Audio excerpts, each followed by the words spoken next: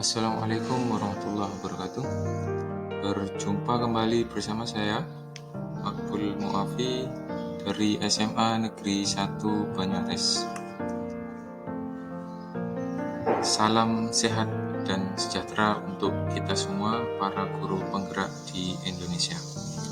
Pada kesempatan kali ini, izinkan saya menyampaikan satu konsep dari saya sendiri, yaitu adalah koneksi antar materi di modul 1.1.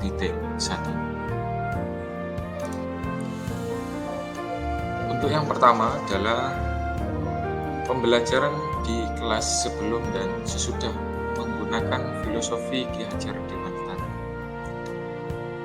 Sebelum menerapkan filosofi Ki Hajar Dewantara, saya di kelas seringkali monoton atau berpusat kepada saya pribadi sebagai guru. Yang kedua, saya selalu memaksa siswa untuk menyesuaikan apa yang saya inginkan tanpa melihat seperti apa kondisi siswa saya di dalam kelas. Dan yang ketiga adalah saya seringkali menggunakan metode-metode yang kurang variatif atau menggunakan metode ceramah, sehingga di depan itu hanya guru yang menjelaskan. Tetapi hal itu berubah drastis setelah saya mempelajari filosofi Ki Hajar Dewantara. Perubahan apa yang saya rasakan dan saya laksanakan? Yang pertama yaitu adalah saya saat ini selalu menghambakan siswa. Yang kedua, pembelajaran mengutamakan keinginan siswa. Jadi setiap kali saya mengajar di dalam kelas, untuk saat ini saya selalu bertanya kepada siswa apa yang mereka inginkan pada pembelajaran ketika itu.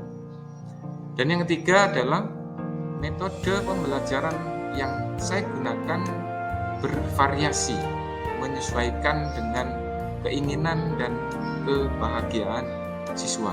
Bisa menggunakan dengan bermain, bisa menggunakan pembelajaran di luar kelas, dan sebagainya. Sehingga siswa dalam hal ini lebih bahagia dan lebih senang dalam pembelajaran. Yang kedua, refleksi saya adalah memahami 3 kerangka perubahan menurut Ki Hajar Dewantara. Perubahan apa itu? Yang pertama yaitu adalah kodrat keadaan. Kodrat keadaan ini terdiri dari kodrat alam dan kodrat zaman. Kodrat alam berkaitan dengan keadaan lingkungan di mana siswa itu berada dan tumbuh. Sedangkan kodrat zaman itu berkaitan dengan kondisi atau keadaan masa baik saat ini ataupun masa yang akan datang. Yang kedua, prinsip perubahan. Prinsip perubahan ini memiliki asas trikon yang terdiri dari 3 asas. Yang pertama yaitu adalah kontinuitas, yang kedua adalah konvergensi, dan yang terakhir adalah konsentris. Apa itu kontinuitas? Yaitu adalah menghargai esensi budaya. Jadi kita tidak boleh melupakan bahkan meninggalkan budaya kita sendiri. Konvergensi yaitu adalah memperkuat nilai-nilai kemanusiaan. Bagaimana kita bisa memberikan nilai-nilai kemanusiaan kepada orang lain berupa simpati dan sebagainya. Yang ketiga adalah konsentris. Apa itu konsentris? Konsentris itu adalah menghargai keberagaman atau menghargai keragaman yang ada, baik sosial ataupun budaya. Dan yang terakhir, kerangka menurut Ki Hajar Dewantara itu adalah apa yang bisa berubah, yaitu budi pekerti. Apa itu budi pekerti? Budi pekerti adalah perpaduan antara gerak, pikiran, perasaan, dan kehendak yang nantinya akan menimbulkan Anda untuk menuju keselarasan cipta, rasa, karsa, dan karya. Refleksi saya yang ketiga yaitu adalah penerapan dasar pendidikan Ki Hajar Dewantara. Seperti apa itu penerapannya? Saya bagi menjadi 4. Yang pertama yaitu adalah menuntun. Yang kedua yaitu adalah merdeka lahir dan batin. Yang ketiga yaitu adalah mengkambakan siswa. Dan yang terakhir yaitu adalah membuat model pembelajaran yang menyenangkan. Baik, kita ulas dari yang pertama yaitu adalah menuntun. Jadi di sini menuntun itu dalam artian adalah menuntun siswa untuk menunjukkan kodrat terbaik yang dimilikinya, baik dari perubahan perilaku, memperbaikinya, ataupun dalam hal pembelajaran. Yang kedua yaitu adalah merdeka lahir dan batin. Merdeka lahir di sini bisa kita kategorikan yaitu adalah tidak bergantung kepada orang lain, atau istilah lainnya yaitu adalah mandiri. Dan merdeka batin di sini adalah memuliakan diri sendiri dan memuliakan orang lain. Yang ketiga yaitu adalah menghambakan siswa.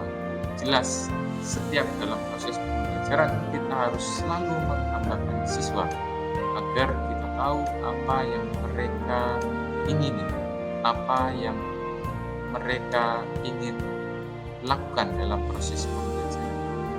Yang terakhir yaitu adalah membuat model pembelajaran yang menyenangkan. Saya pribadi sebagai guru harus bisa berinovasi bagaimana caranya membuat model-model yang membuat anak itu bisa bahagia dalam proses pembelajaran. Di sini saya akan menyampaikan satu konsep hasil dari karya saya sendiri. Konsep ini bisa kita gunakan menghadapi perubahan kodrat alam dan kodrat zaman yang secara komprehensif, yang secara kontinus itu selalu. Konsep apa yang saya tawarkan yaitu adalah konsep aktor. Seperti apa konsep aktor itu? Aktor itu adalah singkatan dari A. Adaptasi, K. Koreksi, T. Telaah, dan O. R. yaitu adalah orientasi. Adaptasi, bagaimana kita bisa menyesuaikan diri di awal. Koreksi, bagaimana kita bisa memperbaiki terhadap diri sendiri. Telaah, bagaimana kita bisa melakukan penyelidikan atau kajian perilaku. Dan yang terakhir, orientasi, yaitu adalah peninjauan kembali untuk menentukan sikap yang tepat dan benar. Konsep ini saya buat secara pribadi untuk sebagai jawaban bagaimana perubahan kodrat alam dan kodrat zaman yang saat ini terus selalu berubah. Akhir kata dari saya ucapkan terima kasih. Semoga video ini bisa memberikan pelajaran penting bagi kita, bisa memberikan pengalaman penting bagi kita untuk terus berjuang dalam dunia pendidikan. Salam hormat dari saya. Assalamualaikum.